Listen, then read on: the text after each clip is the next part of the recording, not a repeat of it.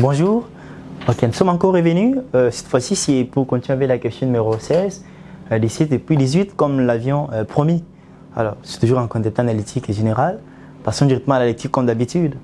On dit un produit fini obtenu durant le mois de juin a une valeur estimée au prix du marché de 5 millions de francs congolais. Le coût de traitement pour les rendre commercialisables est de 600 000 francs. Les frais de distribution sont estimés à 800 000 francs. L'entreprise tient compte arbitrairement d'un bénéfice à réaliser de 10% du prix de vente estimé. Alors on dit, le coût de production de ces produits vaut, on a proposé des assertions. Alors si vous voyez un peu ça bien, vous trouvez que là-bas on parle plutôt à une valeur estimée au prix du marché. Donc, quand on parle du prix du marché, n'est-ce pas, on voit le prix des ventes, on voit le chiffre d'affaires. Je dis qu'ici, en comptabilité, n'est-ce pas, il faut vraiment faire l'effort de maîtriser les vocabulaires techniques. Ce sont ces vocabulaires qui vont, n'est-ce pas, vous permettre à facilement déceler, n'est-ce pas, les éléments essentiels pour que vous puissiez facilement travailler. Alors, commençons d'abord par prélever les données, bien sûr, comme d'habitude, nous avons le chiffre d'affaires sur le prix des ventes qui est de 5 millions de francs congolais. Je peux changer de position, je suis ici. Prix des ventes est égal à 5 millions de francs congolais. 5 millions de francs congolais, on a aussi donné quoi? On dit les coûts de traitement. Les coûts de traitement pour les rendre commercialisables. Donc, ici, on parle des frais de distribution.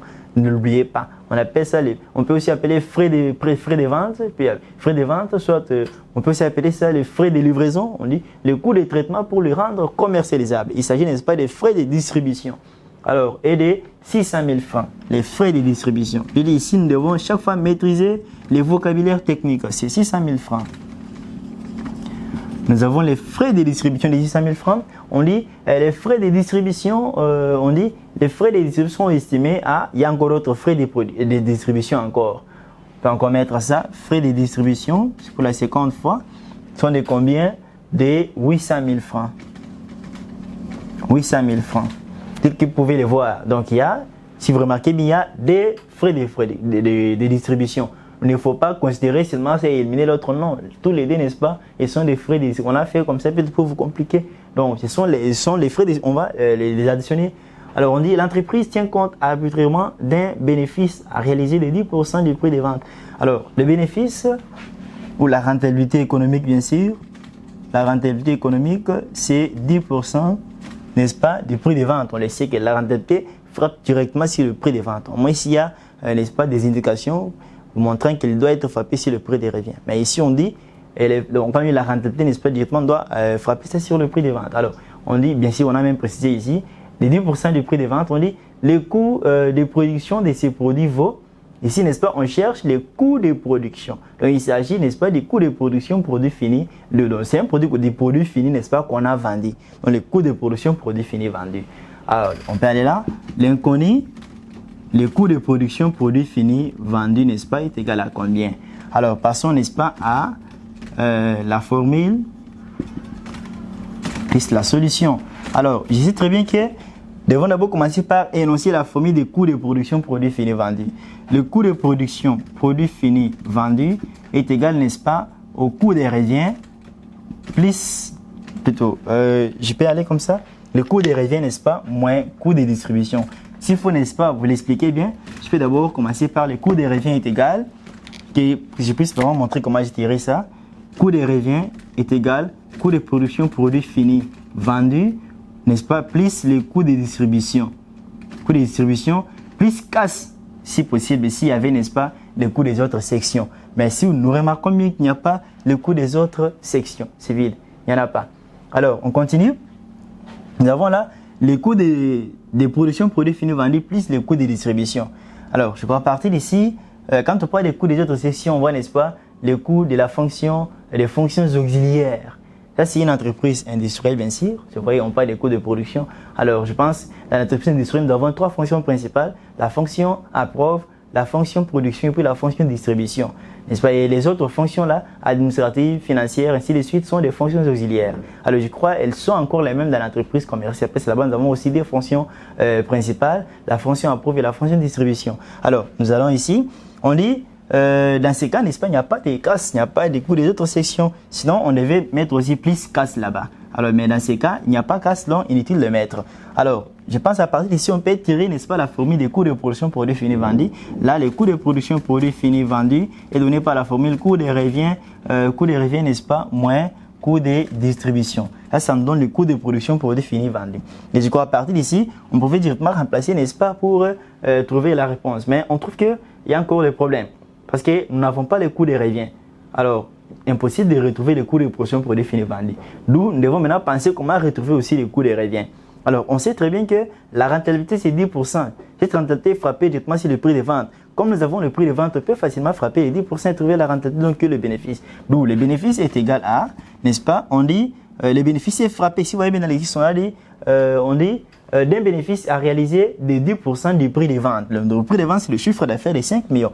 Là, on va pour bénéfice sera égal à 5 millions multiplié par 10 divisé par 100. Je crois qu'on peut simplement simplifier. Nous avons un 0, notre 0 là-bas, puis l'autre, donc nous allons rester avec 500 000 francs. Le bénéfice est donc de 500 000 francs.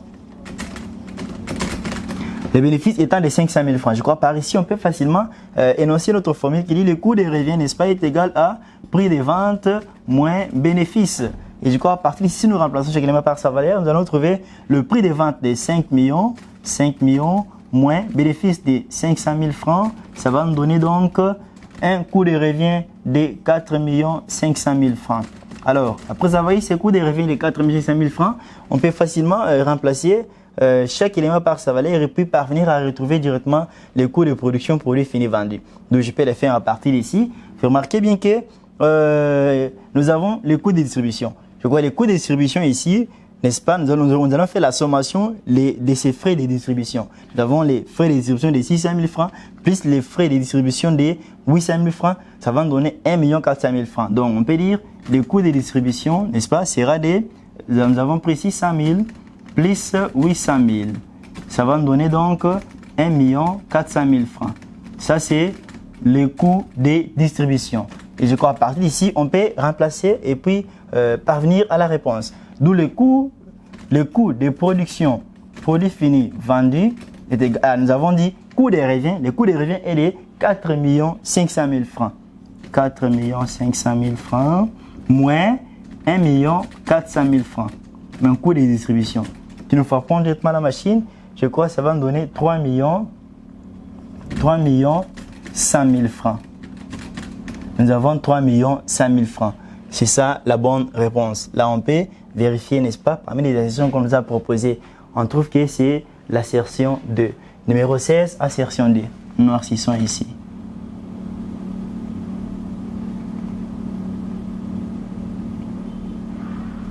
Ok, merci. Sans plus tarder, nous pouvons directement passer à la résolution de la question numéro 17.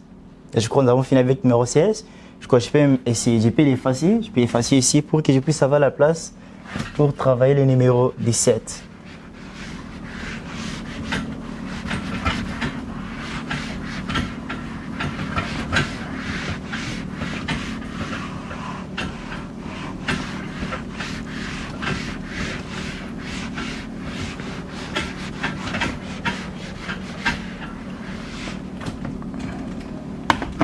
Ok, je crois que si la place va manquer, je préfère, n'est-ce pas, continuer aussi à partir d'ici.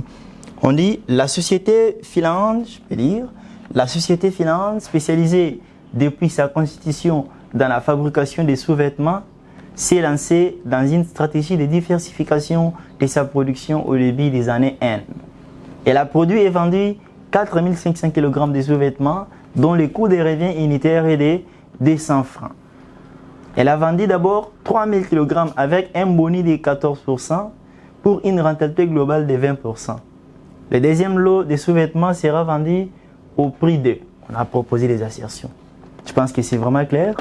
Alors, passons directement à la résolution, d'où je préfère, n'est-ce pas, commencer par ici. Je peux enlever encore cette partie. Je préfère commencer par là pour d'abord prélever les données et puis continuer ici. Je pense que vous avez déjà vu comment nous avons procédé, n'est-ce pas, à la résolution du numéro 16. Je peux l'enlever.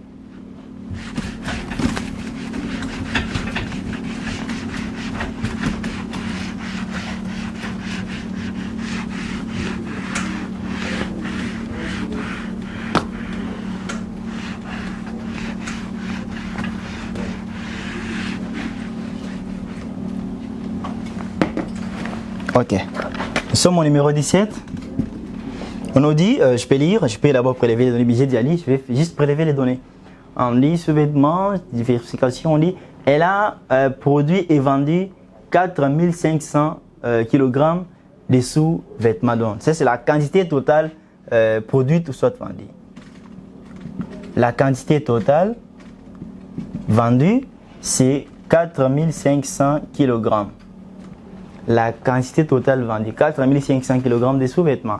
Dont le coût de revient unitaire, le coût de revient unitaire, coût de revient par kilogramme, ce coût de revient est de 200 francs.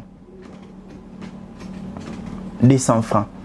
Mais aussi, elle a vendu d'abord 3000 kg avec un bonus de 14%. Donc ça, c'est le premier lot, n'est-ce pas? La vente. Vente, je peux mettre ça. Je change un peu de côté. Vente, n'est-ce pas? Le premier lot. Donc la première quantité, c'est 3000. La quantité vendue, n'est-ce pas? C'est 3000 kg. Nous avons pris 3000 kg. 3000 kg avec un bonus de 14%. Le bonus, c'est le bénéfice. Quand on dit Mali, la perte, bonus, bénéfice. Le bénéfice de 14%. Le bénéfice est de 14% ici. Alors, on nous dit aussi, pour une rentabilité globale de 20%. Maintenant, il y a la rentabilité globale. Cette rentabilité globale ne concerne pas seulement la quantité de 3000 kg, mais quand on dit global, parce que pour les 3000 kg, la rentabilité est de 14%. Mais pour maintenant, la quantité globale de 4500, n'est-ce pas? On dit la rentabilité est de combien? De 20%. Donc, soyez vraiment souple à ce niveau. La rentabilité globale, je peux mettre ça, étant de 20%. N'oubliez pas que, tel qu'on a dit, rentabilité, nous allons directement frapper ça sur le prix de vente. On n'a pas vraiment discuté parce qu'il n'y a aucune indication qui montre que vous devez appliquer ça sur le prix de revient. Alors, nous continuons. On dit le deuxième lot de sous-vêtements sera vendu. Ici, on cherche, n'est-ce pas, le prix de vente, le PV du deuxième lot. Dans ce sens, le prix de vente, n'est-ce pas? Le prix de vente D est égal à combien? Ici, maintenant, nous devons raisonner. Nous allons, n'est-ce pas, procéder aussi par les formules, mais nous devons raisonner pour parvenir à trouver le prix de vente de. Alors, je crois, je peux entamer. Nous sommes d'abord ici la quantité totale, c'est les 4500 P. À partir d'ici, trouver directement le coût de revient global. Parce qu'on sait très bien que non, comme on sait très bien que, comme on a donné la quantité, n'est-ce pas, et le coût de revient, on peut trouver le coût de revient global. Parce qu'on sait que le coût de revient global est donné par le coût de revient unitaire multiplié par la quantité produite, soit la quantité vendue, multiplié par la quantité vendue.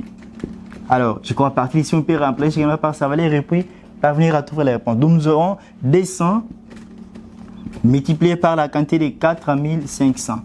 Ça va nous donner combien? Nous prenons 200 multiplié par 4500.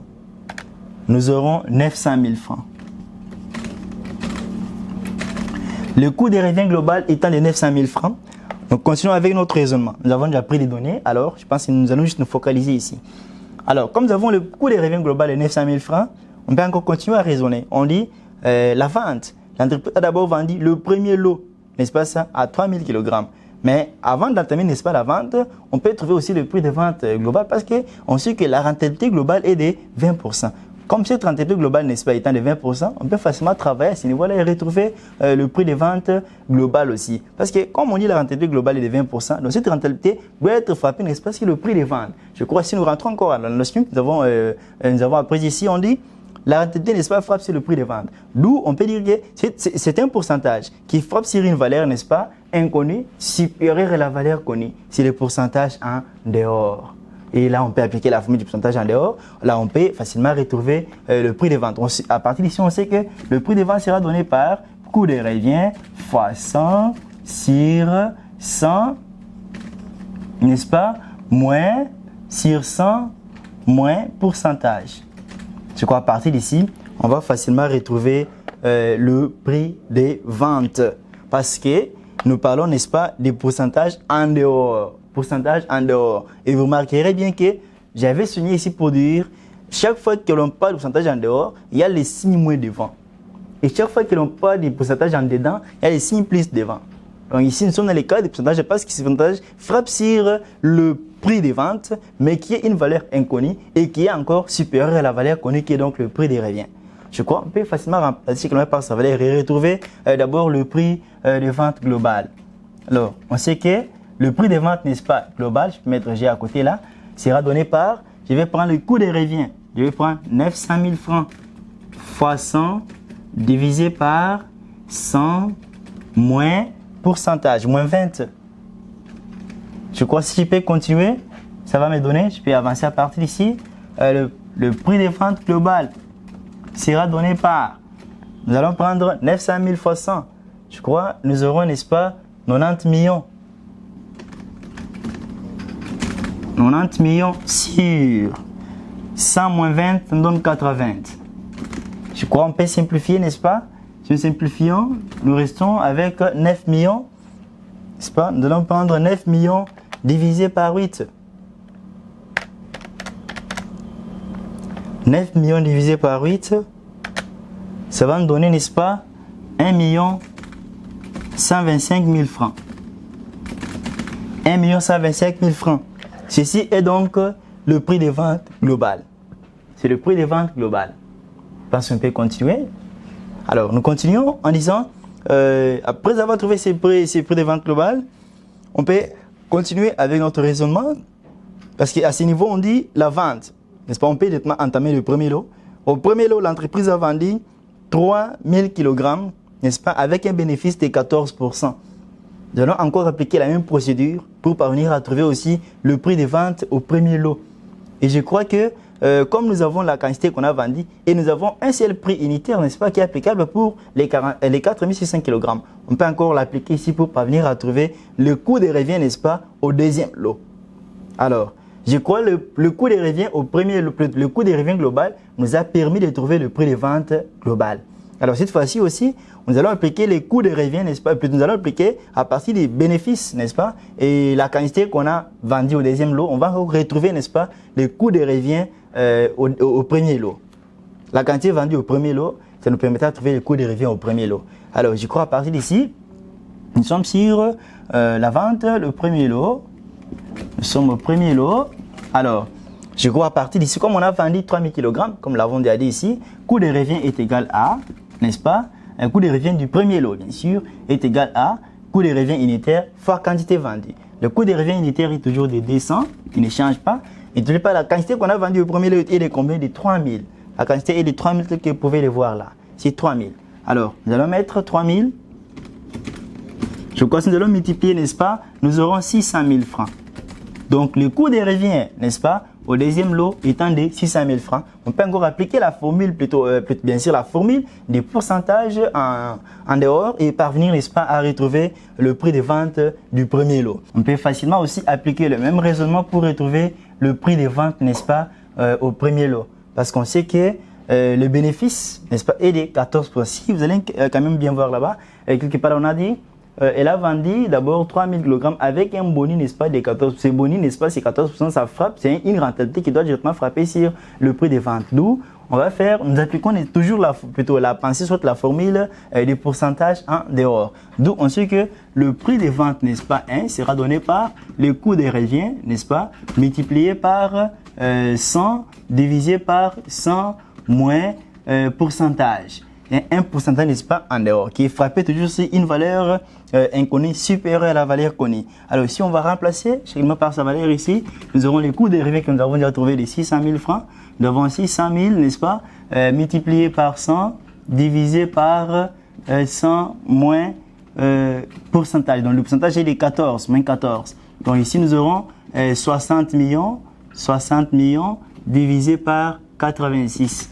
Alors frappez votre machine et vous allez trouver quelle réponse? Je crois, et nous trouverons ici 697 674,41.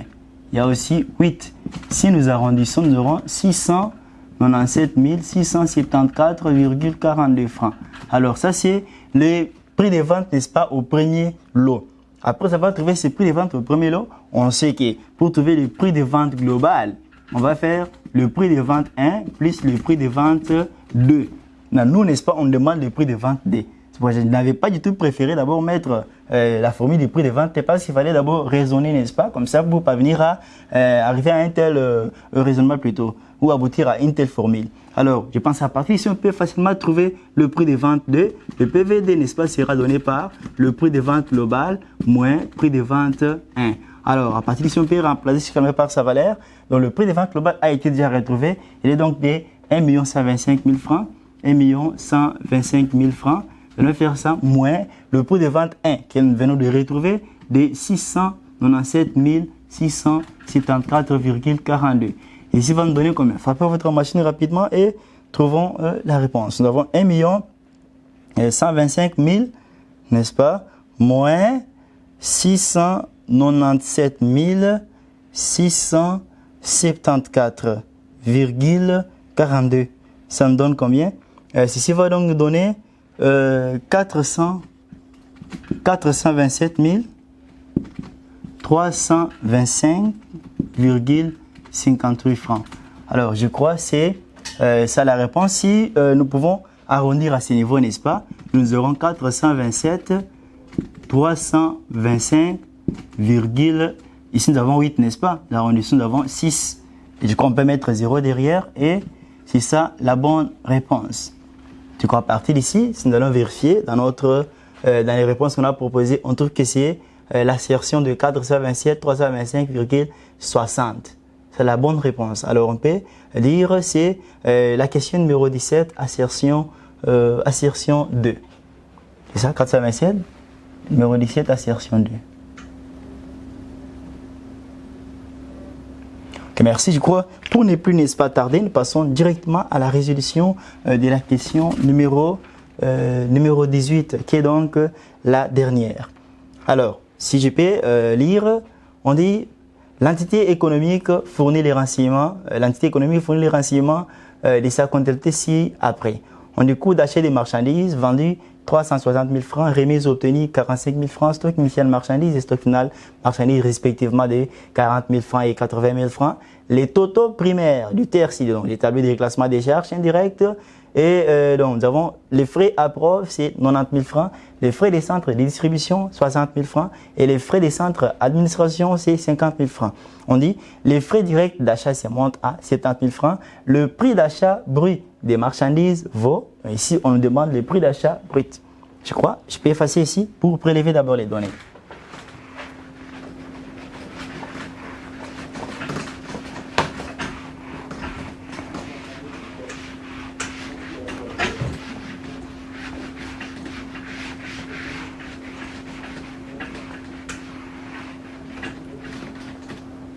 Ok. Nous prenons la question numéro 18. Sur la question numéro 18, prélevons les données. Ça y est là, on nous a dit, on a donné le coût d'achat marchandises vendues. Coût d'achat marchandises vendues, CAMV, donc de 360 000 francs. Coût d'achat marchandises vendues. Remise obtenue, ROKIB, remise rabais ristourne. Mais ici, il est, n'est-ce pas, question de la remise. C'est 45 000 francs. ROKIB, c'est 45 000 francs. Stock initial marchandises et stock final marchandises. Stock initial marchandises. Et stock initial, on a dit respectivement, c'est 40 000 francs. Stock final marchandises, c'est 80 000 francs. Donc, stock initial et stock final, n'est-ce pas, respectivement, 40 000 et 80 000 francs. On dit le total, n'est-ce pas, des frais du tableau de reclassement des charges. Donc, je peux dire les frais indirects. Les frais indirects, n'est-ce pas, nous avons, on a donné les totaux, n'est-ce pas, on a donné les frais à preuve. Du coup, à preuve, en approuve, c'est 90 000 francs. En approuve, c'est 90 000 francs. En approuve, c'est 90 000 francs. En distribution, on a aussi donné distribution. Distribution, approuve 90 000. Distribution, c'est 60 000 francs. Je crois que je peux aussi utiliser cet espace. Nous sommes toujours ici les frais indirects. Là, on a distribution de 60 000 francs. On a aussi dit ADEM, administration, n'est-ce pas, 50 000 francs. Je crois, à part cela, on a aussi dit les frais directs d'achat, les frais d'achat directs. Les frais d'achat, je peux même les mettre en JP. C'est un peu d'effacer ici pour prolonger. On dit les frais d'achat, n'est-ce pas, les frais directs d'achat se montent à 70 000 francs. 70 000 francs. Alors, l'inconnu, on cherche l'inconnu, on dit le prix d'achat brut. Le prix d'achat brut est égal à combien? N'est-ce pas ici qu'on cherche? Alors, formule plus solution. Commençons par énoncer d'abord quelques formules. On sait que lorsque nous voulons, n'est-ce pas, trouver le coût d'achat des marchandises achetées, Kama. Pour trouver Kama, Kama est égal à, n'est-ce pas, nous allons prendre prix d'achat brut, n'est-ce pas, prix d'achat brut, ensuite on prend prix d'achat net bien sûr, on prend prix d'achat net plus les frais accessoires d'achat. Ça c'est la formule, n'est-ce pas, que nous appliquons pour trouver Kama. Alors pour aussi parvenir à trouver ce prix d'achat net ici, prix d'achat net est donné par prix d'achat brut, n'est-ce pas, moins réduction commerciale obtenue et requis obtenu, remise, rabais, ristourne. De quoi à partir d'ici, nous pouvons tirer directement la formule du prix d'achat brut. D'où prix d'achat brut sera donné par prix d'achat net, n'est-ce pas, plus les requis obtenus.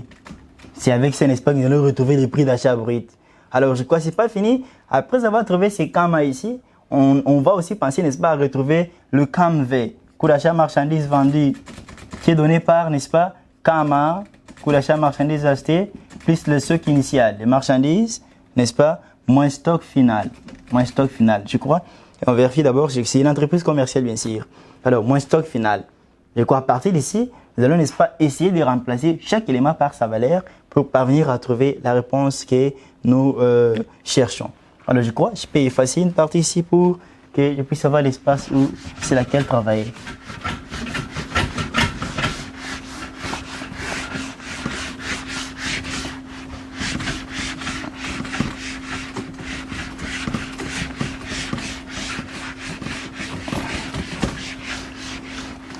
L'espace sur lequel je peux travailler.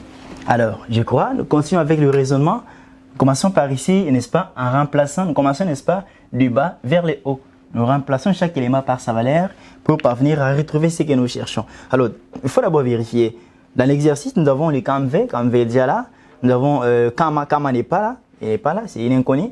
Nous avons les stocks initiales, n'est-ce pas, marchandises, et puis nous avons aussi les stocks finales marchandises, tel qu'on l'a donné ici, merci bien sûr.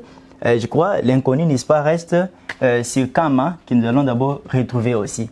Si nous le retrouvons, là on peut remplacer chaque élément par sa valeur et continuer. Alors, nous avons Kama, on sait que KMV, coût d'achat marchandises vendues, est donné par Kama plus stock initial moins stock final. Donc on peut aussi dire que Kama plus stock initial moins stock final, ça nous donne le coût d'achat des marchandises vendues. Alors si nous allons, n'est-ce pas, tirer Kama sera donné par, les deux vont changer de membres, ils vont changer de signe. Coût d'achat marchandises vendues, n'est-ce pas, moins stock initial plus stock final. Je crois que si on peut remplacer, n'est-ce pas, chaque élément par sa valeur. Nous avons le coût d'achat marchandises vendues 360 000 francs, moins stock initial. Le stock initial est de combien? De 40 000 francs. Plus le stock final qui est de 80 000 francs. Je crois que nous aurons ici, n'est-ce pas, nous aurons 360 moins 40, nous restons avec 320 plus 80, ça nous donne 400 000 francs. Donc, le Kama ou coût d'achat marchandises achetées de 400 000 francs. Après avoir, n'est-ce pas, retrouvé le Kama, nous rentrons maintenant ici pour que nous puissions retrouver le prix d'achat net. Et avant de retrouver le prix d'achat net, il nous faut d'abord, n'est-ce pas, trouver les frais accessoires d'achat. Alors, on sait que les frais accessoires d'achat, n'est-ce pas, est égal à, pour trouver ces frais, n'est-ce pas, on prend souvent les frais d'achat directs plus les frais d'achat indirects. Les frais d'achat indirects.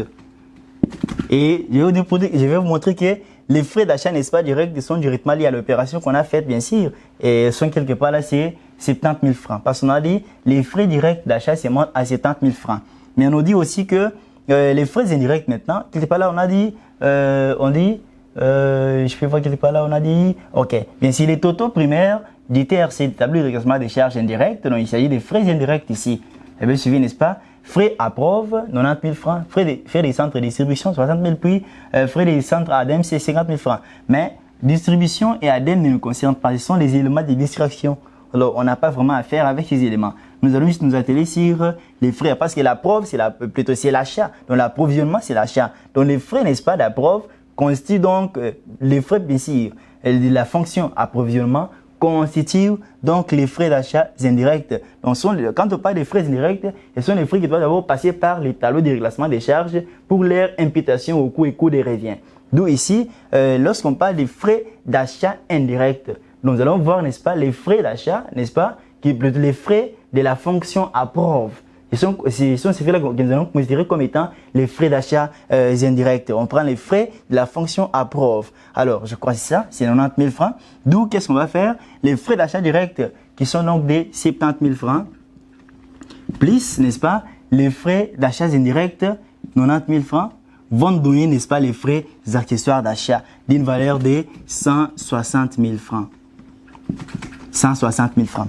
Après avoir, n'est-ce pas, retrouvé les frais des accessoires d'achat, on peut facilement remplacer ici pour aller retrouver les prix d'achat net. On peut tirer sa formule parce que comme on sait que le karma est donné par prix d'achat net plus les frais d'achat, d'où le prix d'achat net sera aussi donné par karma moins frais accessoires d'achat. Je crois à partir d'ici, nous avons, n'est-ce pas, prix d'achat net égal à karma moins frais d'accessoires d'achat. On peut remplacer chaque élément par sa valeur. Karma est donné par, nous avons trouvé Karma, nous avons trouvé, c'était 400 000 francs. Nous avons trouvé 400 000 francs, moins les frais d'achat qui sont des 160 000 francs. Et je crois ici, c'est clair, ça me donne, n'est-ce pas, ça va me donner 240 000 francs. Nous avons 240 000 francs comme étant les frais, les prix d'achat net. Alors, nous avons déjà trouvé la formule. On sait que le prix d'achat brut, bien sûr, le prix d'achat brut est donné par prix d'achat net, n'est-ce pas? Prix d'achat net plus les requis obtenus, remise, rabais, ristourne. Alors, si on peut remplacer donc chaque élément par sa valeur, nous verrons que nous pouvons d'abord récupérer, n'est-ce pas, la valeur plutôt. Si nous remplaçons bien sûr chaque élément par sa valeur, nous avons les requis, n'est-ce pas, qui sont des 45 000 francs. Mais ok, ça va donner 240 000 plus donc 45 000 francs. Ceci nous donne 285 000. 285 000 francs. Ça, c'est la réponse finale. Nous vérifions, n'est-ce pas, parmi les assertions proposées, on trouve que c'est l'assertion 5, 285 000 francs. Assertion 5, donc numéro 18, assertion 5. 18, assertion 5. Noircissons ici.